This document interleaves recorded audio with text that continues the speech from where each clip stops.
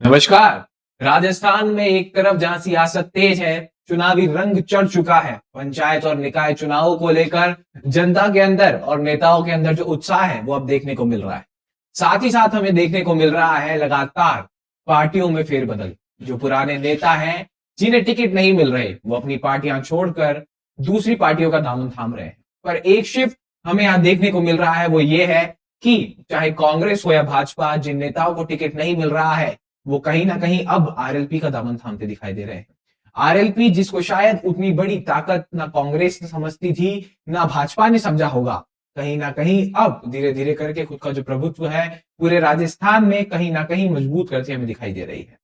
RLP के साथ पुराने नेताओं का जुड़ना, या फिर कहीं बहुत लंबे समय से राजनीति कर रहे नेताओं का आरएलपी के साथ जुड़ना, जिन्होंने अपनी राजनीति कांग्रेस और भाजपा में की है, वहां से उनका जो टिकट कटा है उसके बाद वो आरएलपी का दामन थामकर राजस्थान में जो आरएलपी तीसरा फ्रंट होने का दावा ठोकती है उसे और मजबूत करती हमें दिखाई दे रही है। हनुमान बेनीवाल की आरएलपी, राष्ट्रीय लोकतांत्रिक पार्टी, अब कहीं ना कहीं एक तरीके से राजस्थान में अपनी जड़ें जमाना शुरू कर चुकी है और आने वाले समय में भी जिस हिसाब से आरएलपी ये पूरा गेम कर रही है, ये बताता है कि कांग्रेस और भाजपा के लिए चीजें अब उतनी आसान होने वाली नहीं है। आरएलपी को हम देख रहे हैं किस हिसाब से धीरे धीरे ही सही, चाहे फिर वो वार्ड पंच से लेकर सरपंच से लेकर जिला अध्यक्ष हो, आरएलपी कहीं ना कहीं अपनी जड़ें अब मजबूत कर रही है।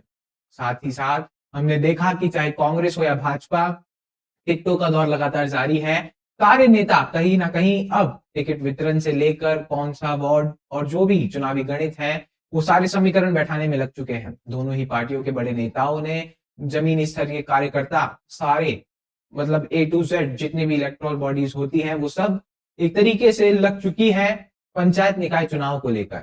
राजस्थान में जहां एक और भाजपा को ये बताना है कि 2 साल का हमारा जो रिपोर्ट कार्ड है वो बहुत ही शानदार रहा है और इसी के साथ जो 2028 का विधानसभा चुनाव आने वाला है उसमें भी हम बहुत अच्छा करेंगे, तो ये 2 साल का रिपोर्ट कार्ड भाजपा के लिए होने वाला है। वहीं कांग्रेस इसे खुद के पक्ष में लाकर ये बता देना चाहती है कि जो भाजपा कर रही है, 2 सालों में जो भाजपा ने किया है वो कहीं ना कहीं जनता को पसंद नहीं आ रहा। शायद कांग्रेस ये सब चीजें कर कर अपने पक्ष में पंचायत निकाय चुनाव लेकर आने की कोशिश करेगी। आपको बता दूं कि पंचायत चुनाव अभी भी बैलेट पेपर पर ही होंगे और जो निकाय और नगर परिषद वगैरह के जो चुनाव है वो ईवीएम से कराए जाएंगे।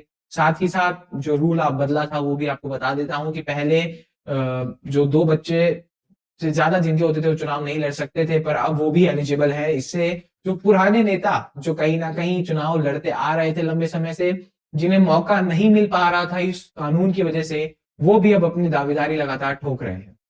साथ ही साथ अब बता दें कि लगातार पूरा माहौल राजस्थान में चुनावी हो चुका है और हनुमान बेनीवाल का वो कथन हमें याद रखना चाहिए कि ये सेमीफाइनल होने वाला है 2028 विधानसभा चुनाव का। इसी बीच जो कांग्रेस के प्रदेश अध्यक्ष गोविंद सिंह डोटासरा, वो फिर से कहीं ना कहीं मुश्किलों में घिरते हुए दिखाई दे रहे हैं। एक जाट महासभा को संबोधित कर रहे थे, वहां पर उन्होंने बयान दिया जिसके अंदर एक ऐसा वाक्य उनके मुंह से निकला जो कहीं ना कहीं अब जिसमें डोटासरा घिरते हुए दिखाई दे रहे हैं। उन्होंने तेजाजी महाराज के लिए, जो लोक देवता है राजस्थान के, उनके लिए तेजाजी वेजाजी जैसे शब्दों का कुछ प्रयोग कर कर जो चीजें बहुत स्मूथ जा रही थी कांग्रेस के लिए, वो कहीं ना कहीं अब कांग्रेस को ऐसे बैकफायर करती दिखाई देगी। हमने अक्सर देखा है चुनावी माहौल के अंदर कोई भी नेता बड़ी बयानबाजी करने से बचता है और शांति के साथ और स्मूथली चुनाव को करा दिया जाता है। हमने देखा कि कोई भी बड़ा नेता इस बीच कोई बड़ा बयान नहीं दे रहा था, पर गोविंद सिंह डोटासरा का यह बयान देना बताता है कि आने वाले समय में मुश्किलें कहीं ना कहीं गोविंद सिंह डोटासरा के लिए बढ़ सकती है और क्योंकि वो कांग्रेस के प्रदेश अध्यक्ष है तो उसका इंपैक्ट कांग्रेस पर भी आ सकता है। इसी बीच अगर हम बात करें एक ऐसी पार्टी की जो लगातार तीसरा फ्रंट बन रही थी, हम लगातार बात भी कर रहे थे इसी वीडियो में आरएलपी की, तो आरएलपी के लिए जो चुनाव है वो उनके लिए भी एक तरीके से अग्नि परीक्षा है और ये कहें कि 2028 से पहले डू और डाई है, क्योंकि ये चुनाव तय करेगा कि आरएलपी का भविष्य क्या होने वाला है राजस्थान में। अगर पंचायत निकाय चुनाव में आरएलपी उम्मीद से बेहतर करती है तो 28 चुनाव के लिए कांग्रेस हो या भाजपा दोनों के लिए सरदर्द बन सकती है। हालांकि अभी भी हनुमान बेनीवाल एक ऐसे नेता हैं जो जहां खड़े हों भीड़ का हुजूम उनके पीछे आता जरूर है। साथ ही साथ हनुमान बेनीवाल की जब से तस्वीरें एआईएमआईएम के जो असदुद्दीन ओवैसी हैं, उनके साथ दिल्ली आवास की तस्वीरें आई थी, तब से ये लगातार गणना की जा रही थी, फिर ये कहीं कि लगातार अपेक्षाएं लगाई जा रही थी कि शायद एआईएमआईएम और आरएलपी गठबंधन में राजस्थान का पंचायत निकाय चुनाव लड़ सकती है और आने वाले समय में उनके लिए जो चीजें हैं वो बहुत ही शानदार होने वाली है। खैर, आप इस विषय में क्या मानते हैं, आपकी क्या राय है, आपके क्या विचार है, हमें जरूर बताएं। ऐसी और खबरों के लिए, ऐसी और जानकारियों के लिए बने रहे हमारे साथ। तब तक के लिए धन्यवाद।